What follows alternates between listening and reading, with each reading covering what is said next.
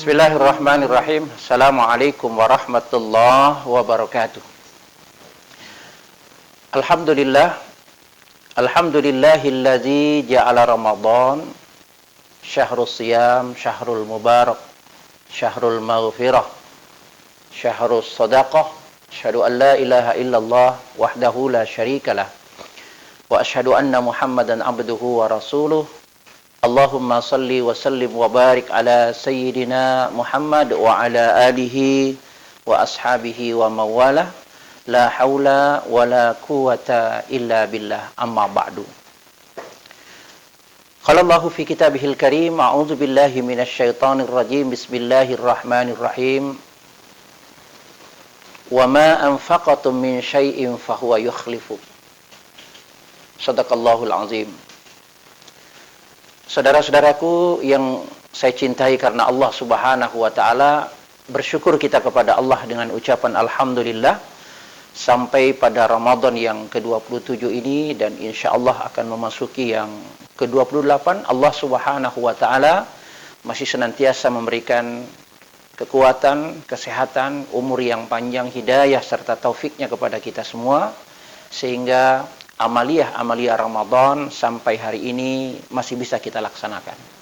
Dan semoga ini semua Allah Subhanahu wa taala senantiasa berikan sampai Ramadan meninggalkan kita semua. Bersalawat kepada baginda Rasulullah Muhammad sallallahu alaihi wasallam dengan ucapan Allahumma salli wa sallim wa barik ala sayyidina Muhammad wa ala alihi wa sahbihi ajma'in. Hadirin wal hadirat yang dimuliakan oleh Allah Subhanahu wa taala, tema kita pada kesempatan kali ini adalah indahnya berbagi. Sebagaimana kita ketahui, Ramadan disebut juga dengan syahrus sadaqah, bulan sedekah, bulan berbagi, dan adalah Rasulullah sallallahu alaihi wasallam manusia yang paripurna, manusia yang sempurna, sempurna imannya, sempurna amalnya, sempurna akhlak beliau. Dan di antara kesempurnaan amaliyah, di antara kesempurnaan akhlak Rasulullah sallallahu alaihi wasallam, beliau adalah manusia yang sangat dermawan, suka berbagi kepada sesama, tidak hanya ketika di luar bulan suci Ramadan, apatah lagi di dalam bulan suci Ramadan. Suatu ketika Rasulullah sallallahu alaihi wasallam di bulan Ramadan seperti ini, beliau mendapatkan hadiah, sebuah gamis yang indah yang dibuat dan dijahit oleh seorang penjahit yang terkemuka di kota Madinah ketika itu. Begitu senangnya Rasulullah sallallahu alaihi wasallam, hadiah gamis yang diberikan kepada beliau langsung dipakai ketika itu juga. Dan ketika melaksanakan sholat fardu berjamaah dengan para sahabat radhiyallahu anhum ajmain, itu gamis langsung dipakai. Dan ternyata hadirin yang dimuliakan oleh Allah Subhanahu wa taala, di antara beberapa sahabat ini ada yang memperhatikan gamis yang dipakai oleh Rasulullah sallallahu alaihi wasallam. Rupanya dia senang. Dia tersenyum melihat gamis yang dipakai oleh Rasulullah. Rasulullah sallallahu alaihi wasallam melihat gelagat daripada sahabat ini, paham Rasulullah, ini nampaknya sahabatku senang, tertarik dengan gamis yang saya pakai, gamis yang saya gunakan. Lalu kemudian Rasulullah bertanya, wahai sahabatku, apakah engkau senang dengan gamis yang saya pakai, yang saya gunakan? Maka sahabat ini tidak menjawab, hanya tersenyum beliau, dan Rasulullah paham bahwa sahabat ini memang ternyata senang dengan gamis yang beliau pakai. Maka seketika itu juga Rasulullah sallallahu alaihi wasallam, selepas sholat ini silakan engkau ke rumah. Dan ketika sampai di rumah, singkat cerita, Rasulullah ketika itu juga memberikan gamis yang beliau sangat sukai, yang beliau sangat cintai kepada sahabat yang membutuhkan tersebut. Subhanallah. Kemudian satu ketika lagi, istri Rasulullah sallallahu alaihi wasallam, Khadijatul Kubra, juga pernah memberikan beliau sebuah hadiah terompah yang sangat indah, sepatu sendal. Dan Rasulullah sallallahu alaihi wasallam pun juga sangat senang. Dan ketika itu juga Rasulullah sallallahu alaihi wasallam memakai terompah, memakai sepatu, memakai sendal pemberian dari istri yang tercinta. Lagi-lagi hadirin, ketika Rasulullah berjalan dengan beberapa orang sahabat, sahabat ini pun melihat ya, terompah sendal yang digunakan oleh Rasulullah, tersenyum melihat terompah yang digunakan oleh Rasulullah, nampak sekali dalam pandangan beliau senang dengan terompah yang digunakan oleh Rasulullah. Dan lagi-lagi saat itu Rasulullah paham bahwa ini sahabat suka dengan terompah yang beliau miliki. Maka saat itu Rasulullah bertanya, "Wahai sahabatku, apakah engkau suka dengan terompah yang saya gunakan, sepatu, sendal yang saya gunakan?" Maka untuk sahabat yang satu ini dengan terang-terangan dia menjawab, "Saya suka ya Rasulullah." Maka kemudian ketika itu juga Rasulullah Sallallahu Alaihi Wasallam melepas terompah beliau, lalu kemudian memberikan ini kepada sahabat. Subhanallah. Luar biasa sifat dermawan yang dimiliki oleh Rasulullah Sallallahu Alaihi Wasallam. Maka kemudian para sahabat radhiyallahu anhum ajma'in juga mencontoh bagaimana dermawannya Rasulullah Sallallahu Alaihi Wasallam.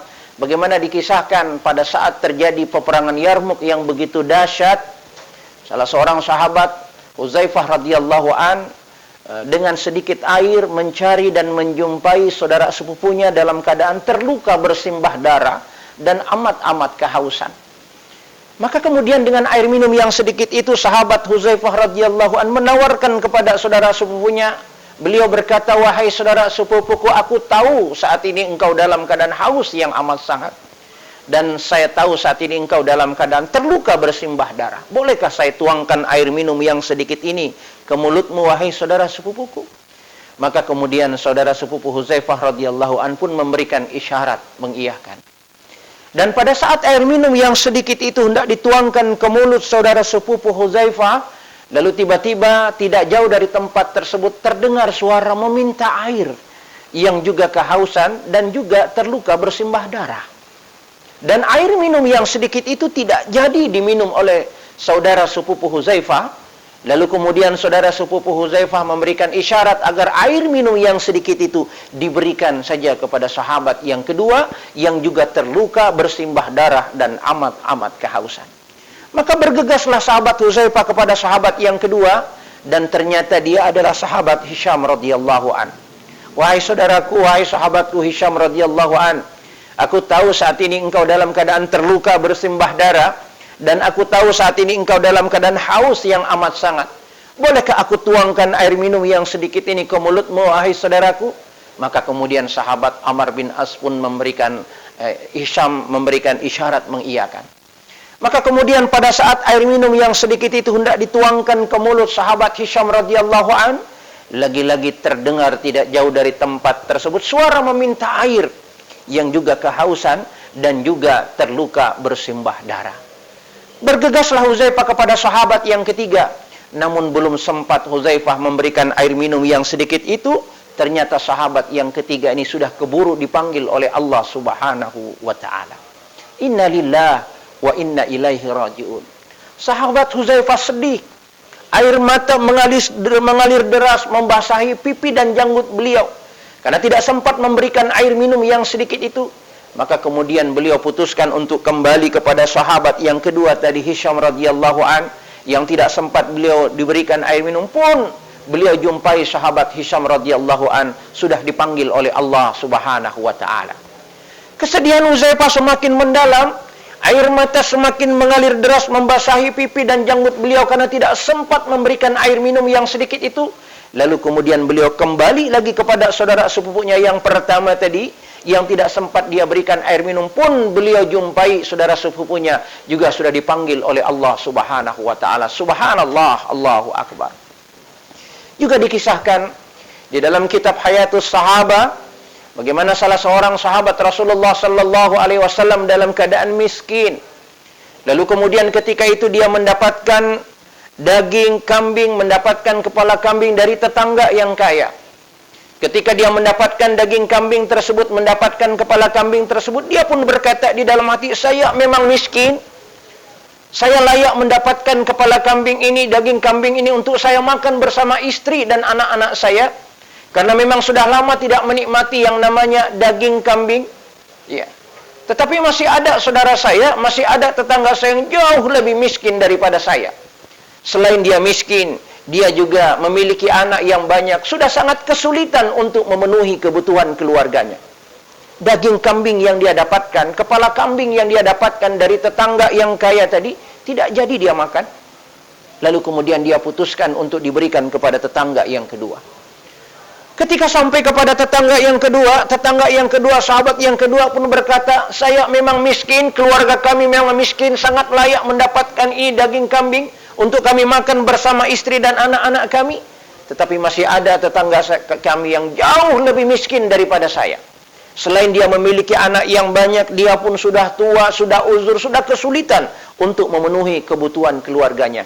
Maka daging kambing yang dia dapatkan, sahabat dapatkan ini, tidak jadi dia makan. Lalu kemudian diputuskan untuk diberikan kepada tetangga yang ketiga. Begitu seterusnya, dan begitu seterusnya, sampai daging kambing ini berpindah 7 kali. Berpindah 7 rumah. Dan subhanallah, perpindahan yang ketujuh, kembali lagi kepada tetangga yang pertama. Saudaraku yang dimuliakan oleh Allah Subhanahu wa taala, luar biasa sifat persaudaraan, kedermawanan yang dicontohkan oleh Rasulullah sallallahu alaihi wasallam, dan itu juga dicontoh oleh kalangan para sahabat radhiyallahu anhum ajmain. Dalam keadaan miskin sekalipun, lama tidak menikmati yang namanya daging kambing, ini sahabat masih berpikir, masih ingin membantu saudaranya yang sangat-sangat membutuhkan.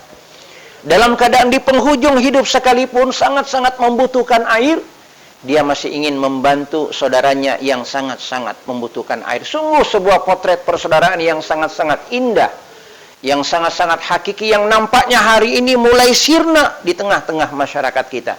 Persaudaraan muslim, yang tidak melihat suku apa dia, apa warna kulitnya, organisasi apa dia. Kalau dia Islam, maka dia adalah saudara kita. Ketika saudara kita membutuhkan bantuan, maka sudah sepantasnya kita sebagai seorang muslim membantu saudara-saudara kita yang sangat-sangat membutuhkan. Apatah lagi ini di bulan suci Ramadan, bulan di mana Allah Subhanahu wa taala menguji kita semua dengan pandemi Covid-19. Maka sudah saatnya juga kita mencontoh Rasulullah, sebagaimana para sahabat mencontoh Rasulullah sallallahu alaihi wasallam untuk senantiasa berbagi kepada saudara kita. Seteguk air, kata Rasulullah dalam hadis beliau, seteguk air, seisap susu, sebiji kurma, ketika kita berikan kepada saudara kita yang berpuasa, sama pahalanya dengan pahala saudara kita yang berpuasa, tanpa mengurangi pahala yang didapatkan oleh saudara-saudara kita. Hadirin wal hadirat, saudaraku yang saya cintai karena Allah Subhanahu wa taala, pertanyaan yang muncul kemudian, apa fadilah, apa keutamaan ketika kita mendermakan harta kita, membelanjakan harta kita di jalan Allah, membantu saudara-saudara kita yang sangat-sangat membutuhkan. Ternyata tidak hanya pahala nanti di akhirat Allah Subhanahu wa taala berikan kepada kita, tetapi di dunia ini juga Allah Subhanahu wa taala sudah senantiasa memberikan kepada kita semua. Apa di antara fadilah yang Allah Subhanahu wa taala berikan kepada kita? Di antara fadilah keutamaan yang Allah Subhanahu wa taala berikan kepada kita, yang suka mendermakan hartanya, yang suka berinfak, berzakat, yang suka bersedekah, maka Allah Subhanahu wa taala jauhkan kita dari segala penyakit. Ya, Allah hindarkan kita dari berbagai macam penyakit. Dan ketika Allah uji kita dengan penyakit, dengan kita mendermakan harta kita, bersedekah, berinfak di jalan Allah Subhanahu wa taala, membantu saudara kita, maka insya Allah Allah Subhanahu wa taala akan jaga dan Allah Subhanahu wa taala akan sembuhkan. Saudaraku yang saya cintai karena Allah Subhanahu wa taala, berkaitan tentang sedekah, berderma, membantu kepada saudara kita, Allah Subhanahu wa taala hindarkan kita dari berbagai macam penyakit, dan Allah Subhanahu wa taala sembuhkan kita dari penyakit. Ada sebuah kisah menarik. Adalah seorang hamba Allah yang tinggal di Riyadh, Saudi Arabia, di mana beliau baru saja ditinggalkan oleh suami beliau, menghadap Allah Subhanahu wa taala, ditinggalkan harta yang sangat banyak, memiliki rumah yang mewah, kendaraan yang banyak, harta yang banyak. Tetapi di sisi yang lain, beliau diuji oleh Allah Subhanahu wa taala penyakit yang tidak bisa disembuhkan. Adalah penyakit kanker darah yang sampai hari ini sulit disembuhkan. Maka kemudian dengan banyaknya harta yang beliau miliki, beliau tidak berobat ke rumah sakit dengan penyakit kanker darah yang beliau derita. Maka beliau mendatangkan 6 dokter spesialis sekaligus untuk merawat beliau di rumah beliau sendiri. Dan tidak hanya sampai di situ, perawat beliau datangkan untuk mengurus beliau, bahkan untuk mengurus minum obatnya. Beliau pun mendatangkan pembantu khusus dari Indonesia, beliau dari Riau, satu daerah dengan Ustadz Abdul Somad, Maka kemudian singkat cerita, ini wanita TK ini datang ke Saudi Arabia, ke Riyadh, untuk menjadi pembantu. Tugasnya apa? Hanya untuk mengatur jadwal minum obatnya sang ibu yang kaya raya ini, yang Allah uji dengan penyakit kanker darah. Di hari pertama kerja, dari kontrak 2 tahun yang disepakati, ada sebuah kejadian yang tidak biasa. Hampir setiap setengah jam, frekuensi sering masuk ke kamar mandi.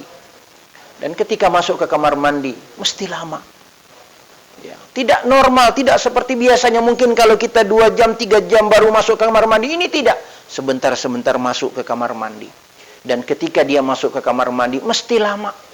Maka kemudian sang majikan ini rupanya mengamati, memperhatikan ya sang pembantu ini. Maka kemudian beliau panggil dengan baik-baik, wahai saudaraku, saya amati ya, sejak tadi engkau sering masuk kamar mandi, dan ketika masuk kamar mandi mesti lama adanya. Engkau baru 1 malam bekerja di sini, ada apa gerangan? Saya tidak marah, saya ingin tahu kenapa engkau sering masuk kamar mandi, dan ketika masuk kamar mandi mesti lama. Maka kemudian dengan air mata yang berinang, sang pembantu dari Indonesia ini berkata, wahai ibu, saya baru 2 bulan yang lalu melahirkan anak saya yang pertama.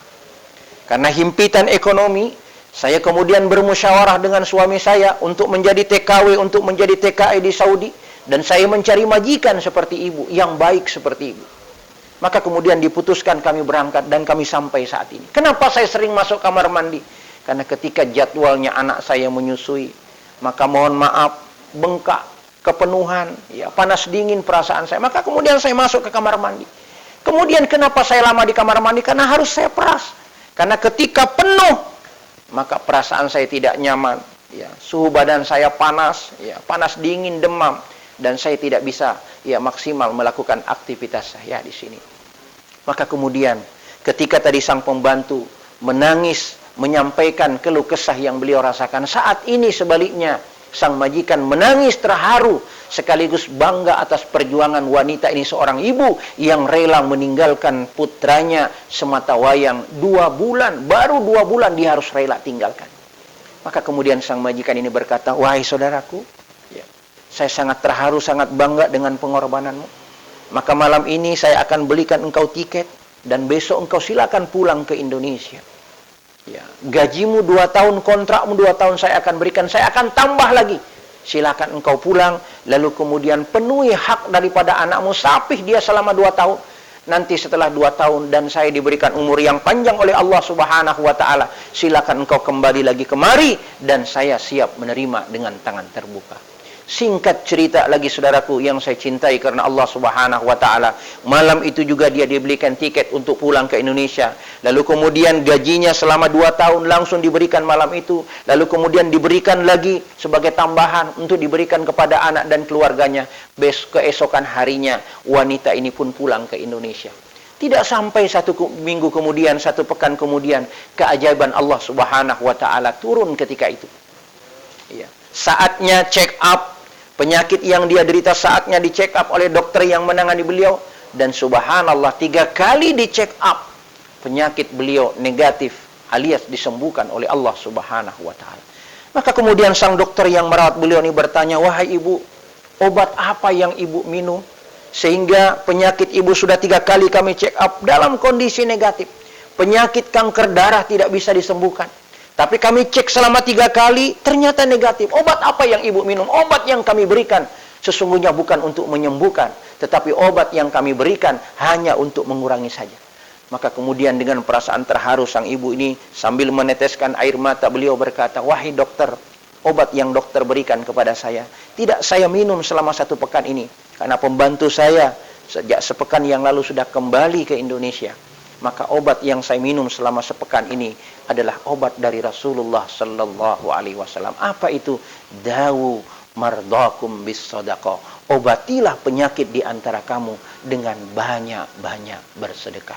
Ternyata dengan kita banyak bersedekah, maka insya Allah Allah Subhanahu wa taala jauhkan kita dari berbagai macam penyakit, dan Allah Subhanahu wa taala sembuhkan kita. Saudaraku yang saya cintai karena Allah Subhanahu wa taala, yang kedua bahwa ternyata sedekah Ternyata infak dengan kita membelanjakan harta kita di jalan Allah Subhanahu wa taala, berzakat, mengeluarkan harta kita di jalan Allah Subhanahu wa taala, sesungguhnya harta kita tidak berkurang. Ya. Semakin kita keluarkan harta kita di jalan Allah, hakikatnya harta kita tidak pernah berkurang. Kalau dalam matematika, setiap yang kita keluarkan akan semakin berkurang. Tetapi matematika Allah Subhanahu wa taala, setiap harta yang kita keluarkan bukan semakin berkurang, tapi Allah Subhanahu wa taala pasti demi Allah akan menggantinya. A'udzubillahi minasyaitonirrajim. Wa ma anfaqtum min syai'in fahuwa yukhlifu. Apa saja yang kamu infakkan, apa saja yang kamu sedekahkan, Allah Subhanahu wa taala akan menggantinya. Quran surah Saba ayat 39. Yang hebat lagi, Allah Subhanahu wa taala firmankan dalam surah Al-Baqarah ayat 245, A'udzubillahi minasyaitonir rajim. Man dzalladzi yuqridullaha qardan hasana fayudha'ifahu lahu ad'afan katsira. Yang artinya siapa saja yang memberikan pinjaman kepada Allah dengan pinjaman yang baik, dengan kata lain berzakat, berinfak, bersedekah di jalan Allah Subhanahu wa taala, maka pasti Allah Subhanahu wa taala akan menggantinya yang lebih banyak lagi. Untuk membuktikan ini semua, wahai saudaraku, ada sebuah kisah. Suatu ketika sahabat Ali radhiyallahu an pulang ke rumah. Ketika sampai di rumah, beliau bertanya kepada sang istri, "Wahai istriku, adakah hari ini makanan yang bisa kita makan?" Maka kemudian Fatimah radhiyallahu anha, istri beliau menjawab, "Tidak ada wahai suamiku. Saya tidak memiliki makanan, kita tidak memiliki makanan saat ini. Saya hanya memiliki uang, hanya 6 dirham saja. Dan itu uang 6 dirham adalah untuk pembeli susu anak kita Hasan dan Husain." Maka kemudian sahabat Ali radhiyallahu an pun berkata kepada sang istri, "Wahai istriku, kemari uang 6 dirham, biar saya yang ke pasar untuk membelikan susu buat anak kita." Maka diambillah uang 6 dirham itu. Lalu kemudian Ali radhiyallahu an pergi ke pasar ya, dengan tujuan membelikan susu buat anaknya Hasan dan Husain. Namun belum sampai di pasar, di tengah jalan sahabat Ali berjumpa dengan seorang wanita tua ya, dengan 2 orang anak. Ternyata sudah 2 hari belum makan, sudah 2 hari tidak makan. Maka kemudian dengan uang 6 dirham itu, sahabat Ali radhiyallahu an tidak berpikir panjang, walaupun uang sematawayang, langsung beliau sedekahkan. Beliau berikan semua uang 6 dirham itu. Setelah itu beliau tidak jadi ke pasar karena sudah tidak memiliki uang lagi. Lalu kemudian kembali beliau ke rumah, menyampaikan kepada sang istri, "Wahai istriku, maafkan saya, uang 6 dirham tidak jadi saya belikan susu. Tadi di tengah jalan saya bertemu dengan seorang wanita tua dengan 2 orang anak, sudah 2 hari tidak makan. Uang 6 dirham saya berikan kepadanya. Apakah engkau marah wahai istriku?" Maka kemudian Fatimah radhiyallahu an sang istri menjawab, "Tidak wahai suamiku. Itulah sesungguhnya harta kita di sisi Allah Subhanahu wa taala, dan saya yakin Allah Subhanahu wa taala pasti akan menggantinya yang lebih baik."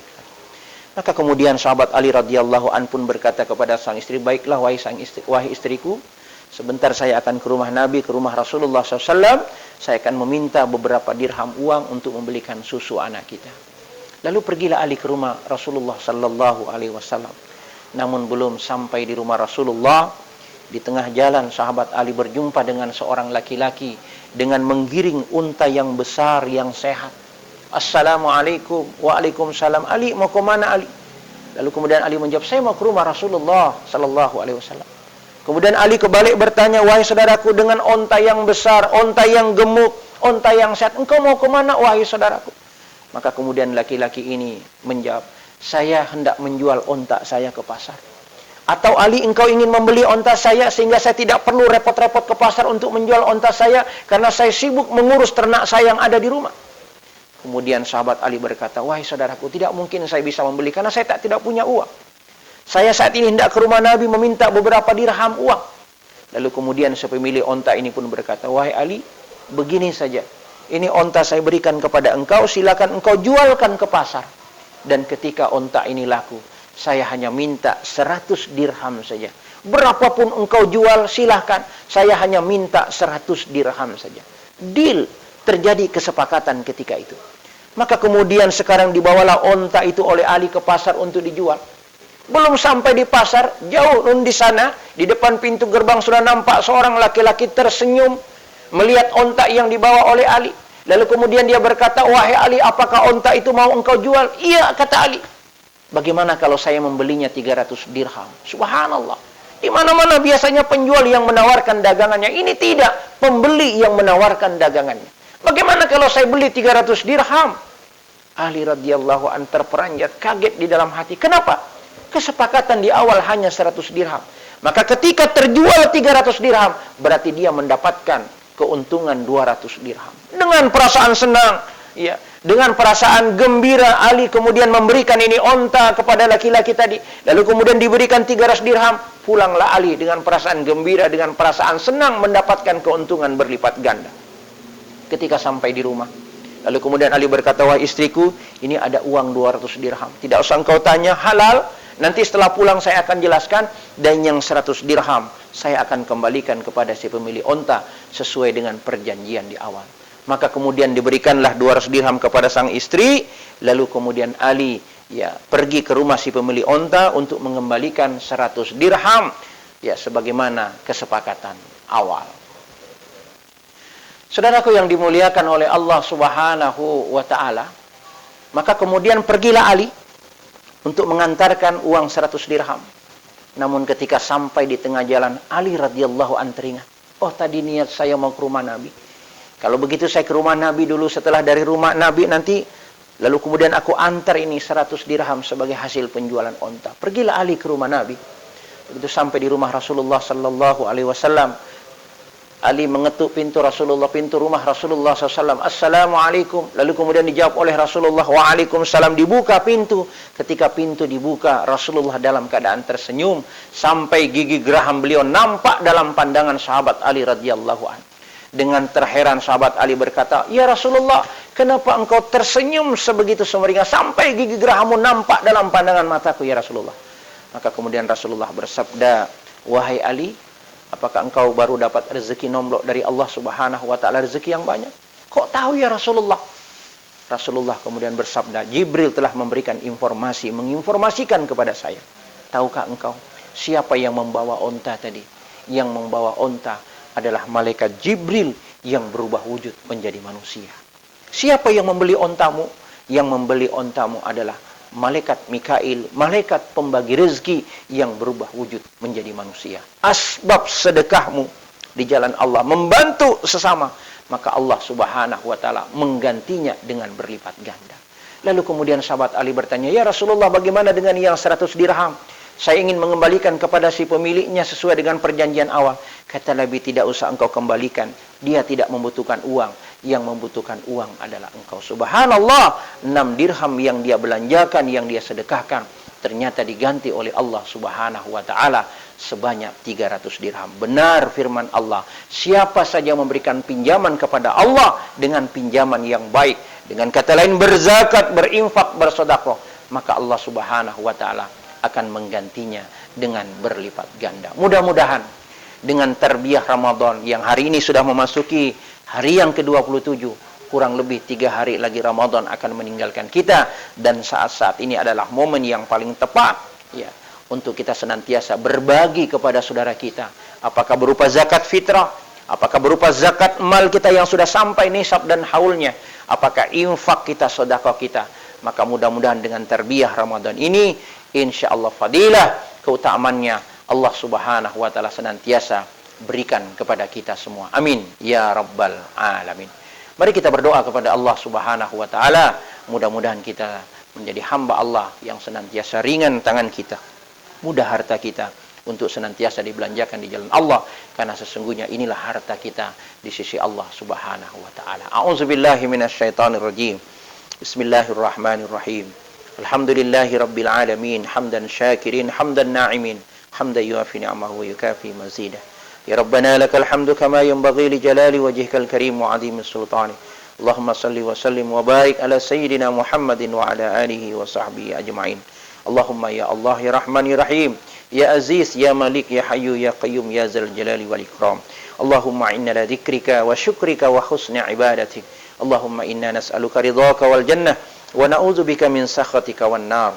Allahumma innaka afuwun tuhibbul afwa fa'fu anna ya karim. Allahumma rabbana taqabbal minna salatana wa siyamana wa qiyamana wa ruku'ana wa sujudana وتضرعنا وتخشعنا وتعبدنا وتمم تقصيرنا يا الله يا الله يا الله يا أرحم الراحمين. اللهم إنا نسألك سلامة في الدين والدنيا والآخرة. اللهم افتح لنا أبواب الخير أبواب القوة أبواب الصحة أبواب السلامة أبواب الرزق أبواب البركة أبواب الجنة. اللهم أهلك الكفرة المشركين في كل مكان. اللهم انصر المسلمين والمسلمات في كل مكان. ربنا هب لنا من أزواجنا وذريتنا قرة أعين واجعلنا للمتقين إماما. ربنا آتنا في الدنيا حسنة وفي الآخرة حسنة وقنا عذاب النار. صلى الله على سيدنا محمد وعلى آله وصحبه وبارك وسلم. سبحان ربك رب العزة عما يصفون وسلام على المرسلين والحمد لله رب العالمين. Kurang lebihnya mohon dimaafkan. Hadana Allah wa iyyakum ajma'in. Assalamualaikum warahmatullahi wabarakatuh.